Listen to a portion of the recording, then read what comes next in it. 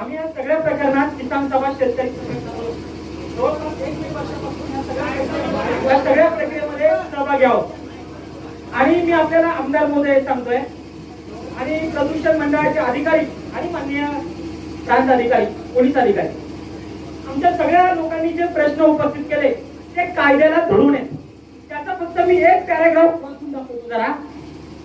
त्यांनी मला जे सांगितलं आता ते म्हटलं की सर्वेक्षणाच्या संदर्भामध्ये तहसीलदारांनी त्यांना 27/3/2023 ला पत्र दिलं।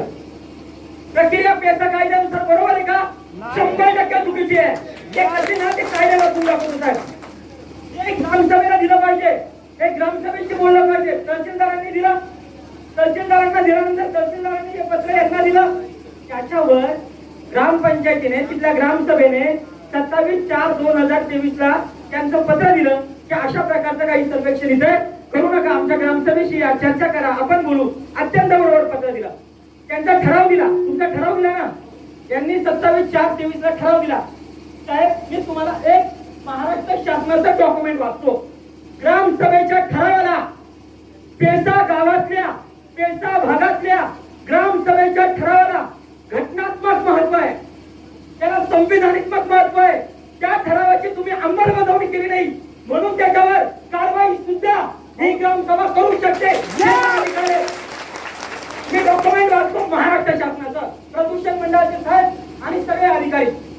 असं लिहिलंय की पेसा गावाच्या ठरावाची अंमलबजावणी करणं हे अनिवार्य आहे का? म्हणजे पेसाचा जो ठराव आहे त्याच्यावर अंमलबजावणी करायची का असा प्रश्न आहे।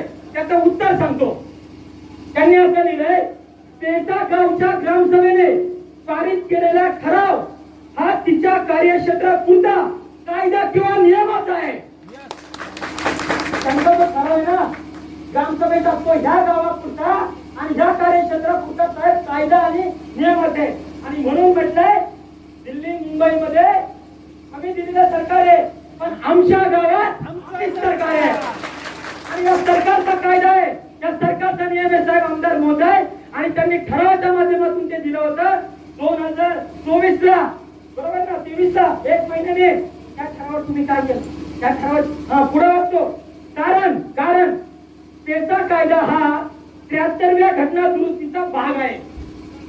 तसेच या कायद्याने पेसा गावाला स्वयं शासनाचे म्हणजे स्वतःचं शासन तयार करण्याचं, त्याचे नियम ठरवण्याचे अधिकार दिलेले आहेत आणि त्यामुळे त्याची अंमलबजावणी करणं हे अनिवार्य आहे। हे माझं डॉक्युमेंट नाहीये, हे कुणाचं आहे? महाराष्ट्र शासनाचं डॉक्युमेंट आहे। मग ज्या पेसा कायद्याची ठरावाची अंमलबजावणी करणं अपेक्षित होतं ते झालं नाही आणि म्हणून आमदार महोदय आणि हा स्वयं शासन सुद्धा जे शब्द वापरले ना त्याचा मगाशी आपण पर्यावरणाच्या कायद्याचा उल्लेख केला, सोमनाथ मी बोलला, तो मुद्दा मी रिपीट करत नाहीये। कुठलाही केंद्रात आणि राज्याचा कायदा असला त्याच्यात वाक्य बघा पेसा नियमात, तरी भूमी संपादन करायचं नाही मॅडम, त्याचा विचार जरी करत असलो तरी तुम्ही लेखी माहिती ग्रामसभेला दिली पाहिजे। इथं विचार सोडा, त्यांनी सर्वेक्षण केलं, रिपोर्ट केला, महाराष्ट्र शासनाबरोबर MOU केला, सगळं केलं ना, काय राहिले? आणि तुम्ही म्हणताय की नाही तो विचार फक्त जर काही तसं भूमी संपादनाच्या वेळेस आपण बघू नाही चालणार।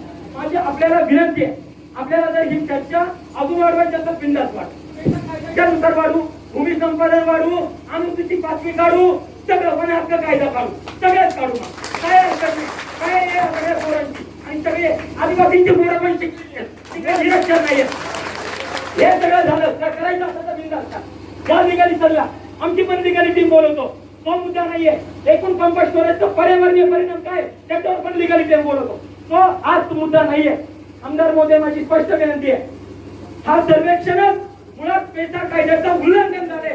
जे सर्वेक्षण आमच्या कायद्याचं उल्लंघन करून झाले आम्ही का पाहायचा आणि त्याला आम्ही का ग्रहित धरायचा, हा मुद्दा कायद्यानुसार सर्वेक्षण करा।